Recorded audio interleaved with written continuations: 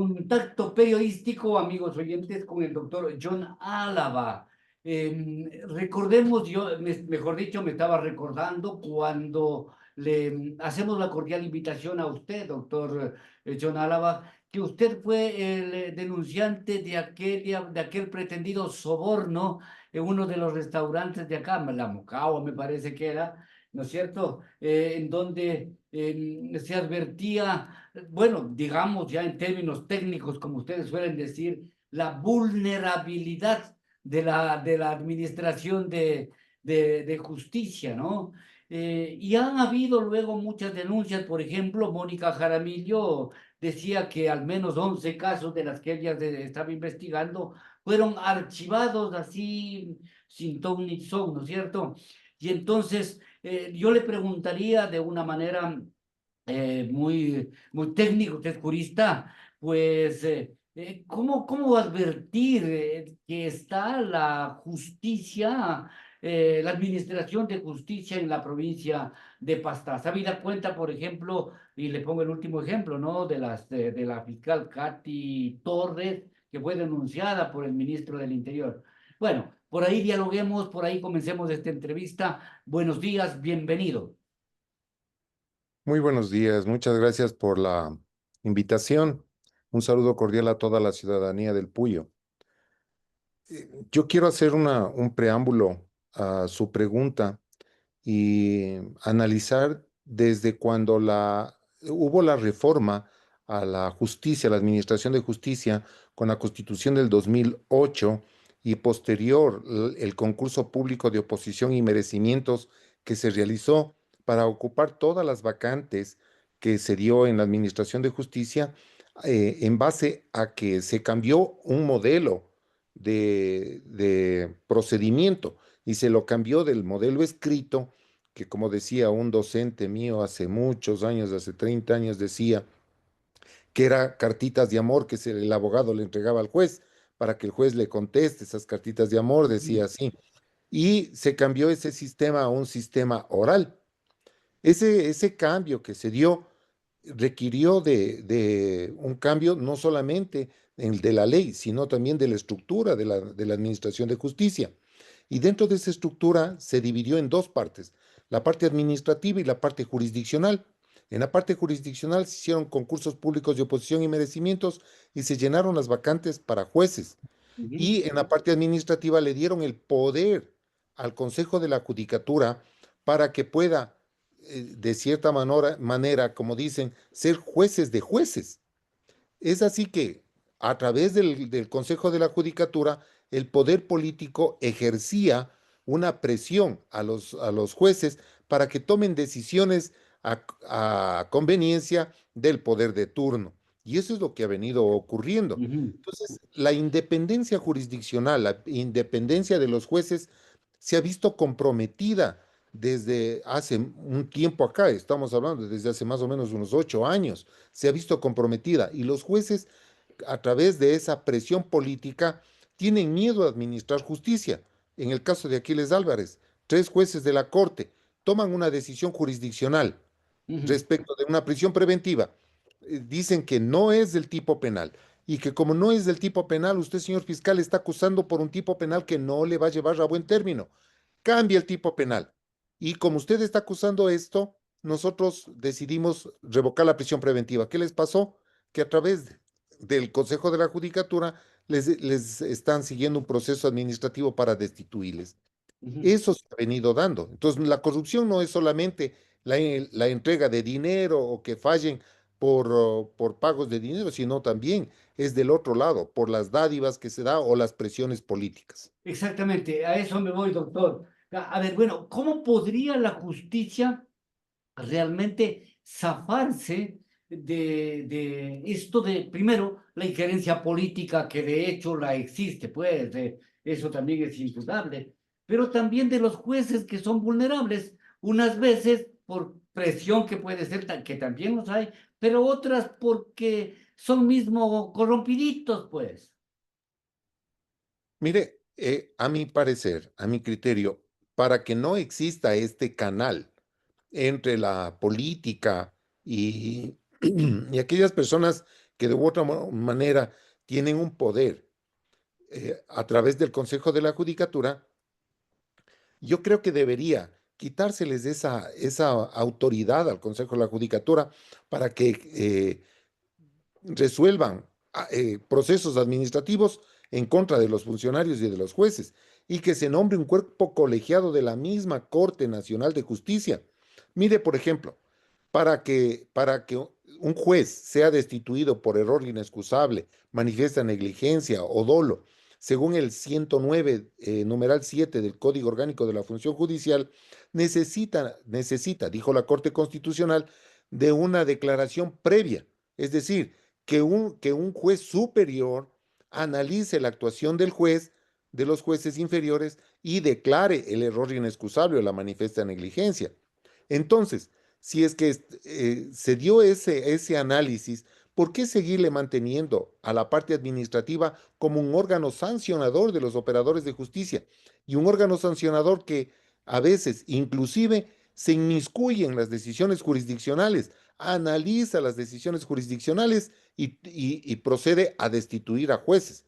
Entonces, quitándoles ese poder al Consejo de la Judicatura, Ujú. evidentemente, y entregándole a un cuerpo colegiado de la Corte Nacional de Justicia, ese cuerpo colegiado podría inclusive entrar a analizar la actuación jurisdiccional de aquellos jueces, y ese cuerpo colegiado debería ser de muy alto nivel.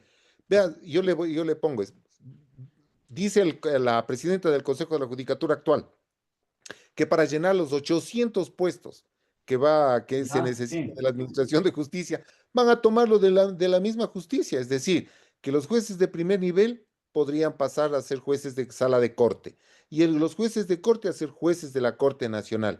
Bueno, vamos a sacar, a hacer un hueco para tapar otro. Y los ayudantes judiciales y los secretarios que pasen a ser jueces, ¿con qué experiencia? Sin, lo que todos los juristas hemos llamado jueces golondrina. Es decir, Ah. vamos a poner un paño de agua tibia en la frente y esto yo creo que va a ser peor el remedio que la enfermedad. O sea, ese es el lío, ¿no es cierto? Porque, vean, el caso Metástasis, ¿qué hace? Descubrió como a no sé cuántos jueces que estaban torcidos y fallando en función de la delincuencia organizada. Entonces, ¿cómo? Yo le consulto a usted en este para luego pasar allá a lo de Pastaza, pues, ¿cómo poder cotejar lo uno y lo otro? Es decir, limpiarse de los jueces corruptos, pero al mismo tiempo también limpiarse de la política, pues, que interfiere dentro de la administración de justicia, ¿no? ¿Cómo luchar en ese sentido contra la delincuencia organizada, que es la que se filtra también acá? Por favor. Hay un proceso, hay procesos ya arreglados y dentro del Consejo de la Judicatura se emitieron resoluciones estoy hablando de hace unos 12 años, de hacer paulatinamente evaluaciones a todos los funcionarios, no solamente a los jueces, evaluaciones a ver cómo están trabajando, si están cumpliendo o no están cumpliendo, en base a qué términos están cumpliendo. Ahorita, desde que yo fui juez de la Corte Provincial de Napo, apenas nos hicieron una sola evaluación, Ujú. una evaluación. Y de ahí, absolutamente para nada se ha evaluado a los operadores de justicia ni a los funcionarios. Entonces, ¿qué es? Las evaluaciones son unas muestras para que el Consejo de la Judicatura observe y vea cómo están trabajando los operadores de justicia, que vean la productividad, que vean la calidad de las sentencias. Pero a estas alturas, lo que yo diría, el consejo que le daría a la presidenta del Consejo de la Judicatura es que haga una auditoría de la Administración de Justicia, que esa auditoría, de igual manera, con un equipo especializado, analice a todos aquellos jueces que de una u otra manera hagan un juicio de corrupción, Ajá. ser revisados, analizados, y si es que deben ser destituidos, inclusive procesados, que se lo haga, pero no como una persecución política al que piensa diferente, sino como un acto de depuración de la Administración de Justicia. Que me disculpen, pero por ejemplo, en el caso de Pastaza, hay unos jueces que realmente vea de llorar. Hay otros operadores de justicia que en realidad deben estar ahí. Ujú. Yo le preguntaría, doctor Álava, bueno, el aparato mismo de justicia también es muy corrupto. O sea, y en eso hay que tener, me acuerdo de las declaraciones del ex embajador de Estados Unidos en el Ecuador, ¿no? Señor Michael, creo que se llamaba Mitchell, ¿no? Él decía que hay narcojueces, que hay narcoabogados, hay narcogenerales, en fin, o sea, un Estado ecuatoriano penetrado. Pero por supuesto que sí. Definitivamente. Miren, en el caso Metástasis, qué terrible, cómo yo me di cuenta de la vinculación que había en el caso, por ejemplo, del juez Aurelio Quito, ya fue sentenciado. Y ahora Ujú, sí yo puedo decirle con todas las letras del caso, fue un juez corrupto porque fue declarado culpable, aunque le dieron un año, pero nadie se preguntó. Y todos nos decíamos, ¿por qué un año? Si por robar un celular le dan tres a una persona, ¿cómo un año por un acto de corrupción y de un operador de justicia? Y salió que el famoso juez, que fue luego presidente del Wilman Terán, él ujú, fue el juez que le sentenció. Y cuál era la conexión con los abogados? Era la conexión, Romero, que ahora es prófugo. El abogado es Romero. ¿Y Romero quién era? Abogado de Aurelio Quito. O sea, uno va armando y va viendo las conexiones. Entonces es una mafia. Realmente es una mafia. Y la verdad le digo, o sea, pelearse con una mafia es brutal. ¿Y quién más le puede decir sino quien está hablando? Porque la verdad le digo, eso era llegar hasta los niveles más altos. No sé, en el caso que yo denuncié, en ningún momento se llegó a hacer una investigación de quién entregó el dinero para los sobornos. No se ahí descubrió. nomás quedó, ¿no? Ahí quedó. Pero eso estaba muy a altas esferas, porque estaban involucrados gente de alto vuelo. Por ejemplo, se le nombró al esposo de la expresidenta del Consejo de la Judicatura, a otra vocal del Consejo de la Judicatura, a la doctora Barreno, que de igual manera está procesada en otros casos y que tampoco se ha dicho nada. Ujú. Entonces, Ya son el 3 años. tapar el tapar este tipo de cosas también son actos de corrupción. Vea, la penetración es tal, y ahí déjeme acordarme de Wilman Terán, que ahora está preso, sentenciado a 9 años y pico, de la misma Maribel Barreno, que también está procesada y ese caso no avanza desde hace más de 3 años. En fin, ese es el problema de nuestro país, ¿no? O sea, ¿cómo sanear eso? Que también los estamentos medios, y a uno le consta eso, que están ahí pululando para hablar, entre comillas, con los jueces, para hablar por aquí, para hablar por acá, para dar haciendo los trámites, en fin, que es una corruptela tal que no sé, en Pastaza, ¿cómo le ve usted que eso se reproduce, por ejemplo, para ya involucrarnos en este tema? Bueno, yo tengo entendido de que a un juez de igual manera le destituyeron a un juez penal que en Pastaza. Y yo creo que deberían analizar un poquito más a fondo en cuanto se refiere a algunos fiscales en Pastaza y a otros jueces también en Pastaza a fin de depurar la administración de justicia. Pero esto en realidad no es solamente cuestión de la provincia de Pastaza. Sí, Ujú, esto es a nivel nacional. Mire, la misma expresidenta de la Corte Nacional del Guayas fue procesada y muchos jueces han sido procesados. Pero ¿por qué llega a este punto? Es porque no existe una administración de justicia que pueda ser un ejemplo para aquellos jueces que son corruptos y que se les sancione. Pero al contrario, sacan a los jueces que denuncian. Yo ujú. fui destituido antes de que le destituyan a Aurelio Quito, fui destituido yo. Y Claro, por claro, sí un recordamos ese retardo, caso. un retardo en un proceso.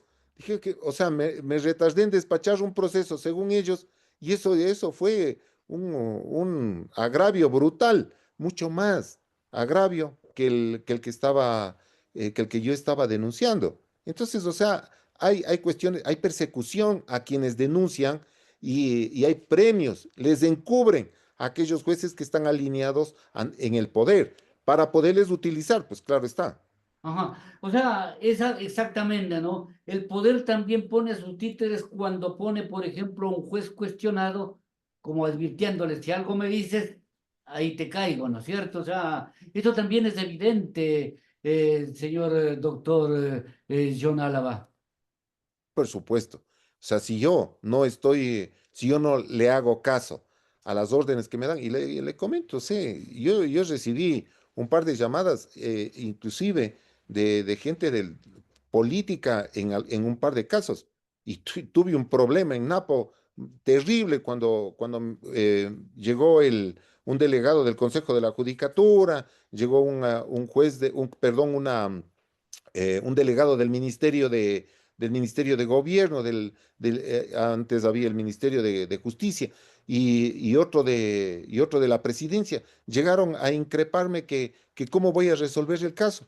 Y tuvimos un lío enorme frente al director del Consejo de la Judicatura, cosa que el director dijo, por favor, doctor, son funcionarios de alto nivel, merecen respeto. Le digo, el respeto me lo merezco yo, porque yo tengo que decidir en base a lo que está en el proceso. Yo no voy a permitir que me vengan con presiones, pero ese tipo de cosas le molesta al poder. Entonces dicen, no, este juez no está alineado.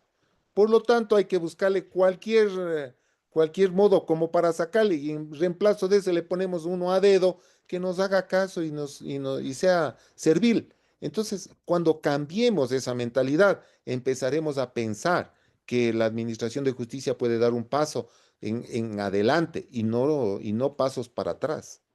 A ver, vea, doctor, Pastaza hoy, de acuerdo a información oficial, está entre las provincias donde más desaparecidos ha habido, porque dice que se triplicaron el número de desaparecidos. O sea, en términos per cápita es una de las provincias que más tiene este problema, porque subieron de 9 a 27, me parece que es la cifra concreta. Claro, el número no será lo máximo porque no tiene muy poca población, pero en términos per cápita sí.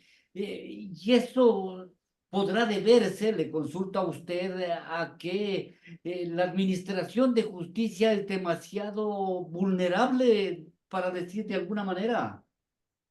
Yo le voy a poner una analogía. Usted, con su esposa, tiene 4 hijos, ¿no Ujú. es cierto? Y uno de sus hijos empieza a venir cuando quiere, a salir cuando quiere, a coger su carro, y usted solamente le reta nomás. Y usted no le pone límites. Y ve él va a observar que su actitud es permisible y que usted en realidad no le tiene problema. ¿Qué es lo que va a hacer? Un día de esos va a pegarse los tragos, va a coger el vehículo y va a matar unas cuantas personas y usted va a salir en defensa de él y le va a ayudar y le va a poner dinero y todo eso. ¿Qué es lo que van a pensar sus otros hijos? Que está correcto. Lo mismo pasa en la administración de justicia y en el país. Como la gente, los delincuentes ven que la administración de justicia no está siendo efectiva, que el Estado a través de la justicia está siendo permisible y que las penas, que la ley es muy buena, la que tenemos, el Código Orgánico Integral Penal, tiene sus fallas, pero es muy buena. Tiene penas que yo diría no son las adecuadas, porque aquí debería haber cadena perpetua, debería haber unas penas Hasta de muerte realmente inclusive. ejemplificadoras, pero bueno, con las que tenemos. ¿Qué- ¿Cuántas veces han entrado los delincuentes a las audiencias y tienen 4, 5, 7, 8, 10, 20 detenciones y siguen saliendo? Entonces, los demás, ¿qué mensaje le da a los demás delincuentes? Que la justicia es permisible y que no sanciona con mano dura. Entonces, cometo un delito, mañana salgo. Cometo otro, mañana salgo. Entonces, la administración de justicia lo que está haciendo es un parapeto de la delincuencia. Y la delincuencia campea. En Pastaza jamás se escuchaba secuestros. En Napo jamás se escuchaban secuestros extorsivos, jamás, vea, el lamentable asesinato del taxista. ¿Ah, sí? ¿Cuándo en Pastaza se escuchaba algo así? ¿Y hasta qué punto hemos llegado? Yo comentaba con un profesional, un colega, le decía, en Pastaza todos estamos asustados por esto. Usted se va a Guayaquil, yo tengo oficina en Guayaquil. Usted se va a Guayaquil y en Guayaquil eso es tan normal que es hasta mientras se toma un café, va comentando, ¿ves que le han matado acá a dos o tres, un par de sicarios y lo toman normal? Porque la sociedad lo va normalizando. Claro. Acá en Pastaza estamos asustados, pero en Guayaquil es pan de todos los días. Entonces, pero este problema es más que de la Administración de Justicia, es social. Y con políticas públicas es la única manera que puede erradicarse. No hay de otra manera. Pero si tenemos autoridades tibias, autoridades que que utilizan trolls para Mm. hacer daño a la misma población, entonces, no estamos en nada. Lo que buscamos es autoridades que se amarren los pantalones y hagan lo que tienen que hacer. Eso es lo que busca la gente, pero no tenemos una respuesta. Lastimosamente, tenemos autoridades tibias. Ujú. Eso por una parte, ¿no? Las políticas de Estado estaríamos hablando para controlar a la delincuencia organizada, pero en la administración de justicia, doctor, por ejemplo, yo no quiero hacer un juicio de valor sobre la actuación última de Katy Torres, que le denuncia el mismo ministro del Interior, que él ya dio libertad a un posible abusador sexual y que pretendían casarle a esta muchacha peruana cuando ya los aparatos de policiales hicieron su trabajo entre la frontera de Ecuador y Perú. O sea, ¿cómo verlo, no? O sea, desde esta perspectiva también, doctor Álava. Mire, en la experiencia jurisdiccional como ex juez de la Corte y como abogado en libre ejercicio le voy a decir, muchas de las veces los procesos se caen por la mala actuación de los agentes de policía. No respetan la cadena de custodia, no hacen las diligencias con las precauciones del caso y la fiscalía se va con esos elementos de convicción a tratar de meterle preso a alguien.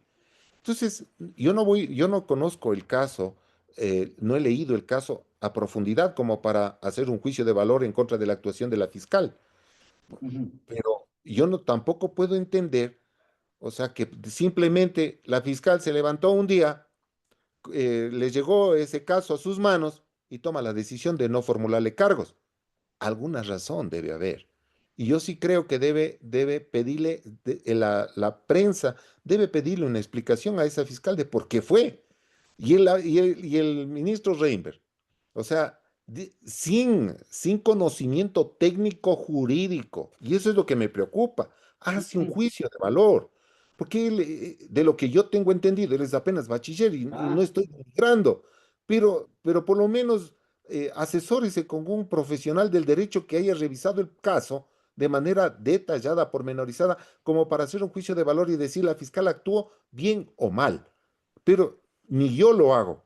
como que el ministro también dice, no, oigan, pórtense bien porque si no les caigo. O sea, le cae el Correcto. ministro, le cae la política y no le cae la ley.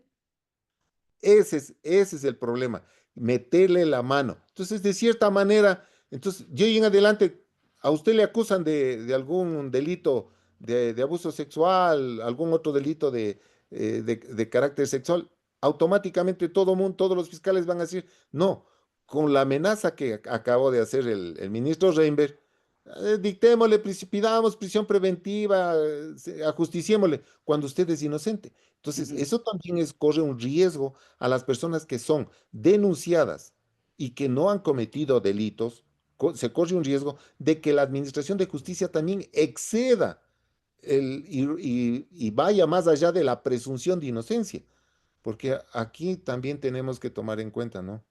ujú. La presunción de inocencia dice que usted es inocente hasta que se demuestre lo contrario y en muchas ocasiones lo que usted tiene que demostrar es que no es culpable. O sea, Claro, usted ya entra al proceso culpable y usted claro. se mata buscando su inocencia, ¿no?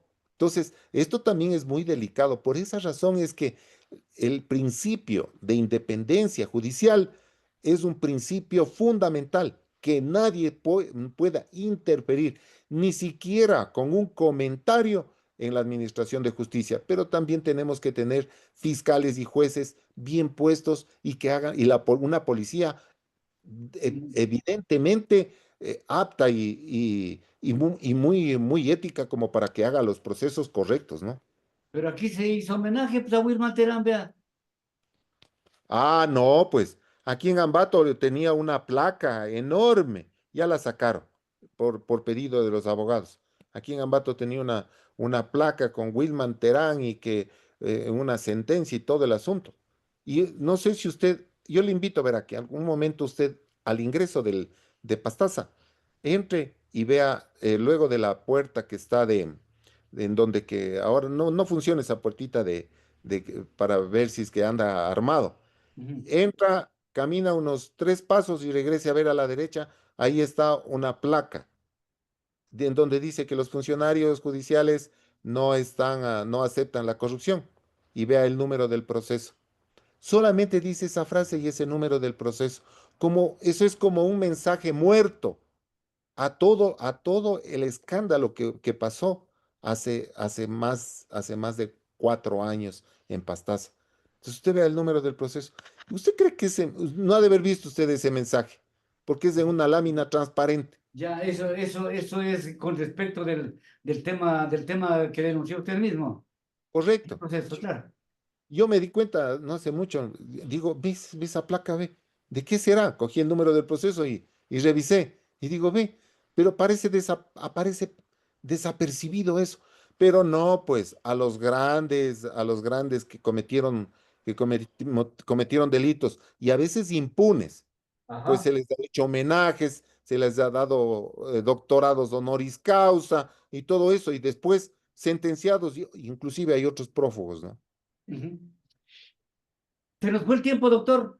Vea, le convoco para una nueva entrevista, para no mezclar también los temas, una nueva entrevista sobre el tema de la defensa que usted hace en términos jurídicos de algunos ciudadanos de acá del centro de la ciudad de Puyo en torno a esto de la regeneración urbana y fundamentalmente a otros temas de un cartel y cosas por el estilo, ¿no es cierto?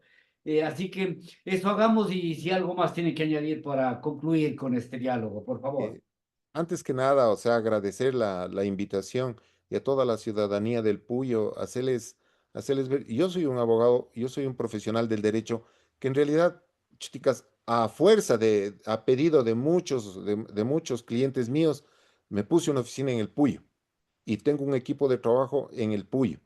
Y algo que sí, yo les digo a toda la gente, digo, vayan, muchas de las veces no lo hago ni siquiera por los honorarios, sino por erradicar esa injusticia que a veces se comete con los ciudadanos. Y el caso que usted hace mención es un caso Ujú. que en realidad ha afectado a empresas, a trabajadores, a personas particulares. O sea, y que a mi criterio es un caso que no se conduelen las autoridades de lo que puede estar pasando a la ciudadanía. Y sin planificación alguna hacen lo que quiera. Pero como Ajá. usted dice, analizaremos en otro. Analizar detenidamente en términos jurídicos y también sociales, porque nos corresponde hacer aquello como, en mi caso, como comunicador social, como periodista y en el suyo como jurista igualmente. Gracias, doctor, y hasta pronto.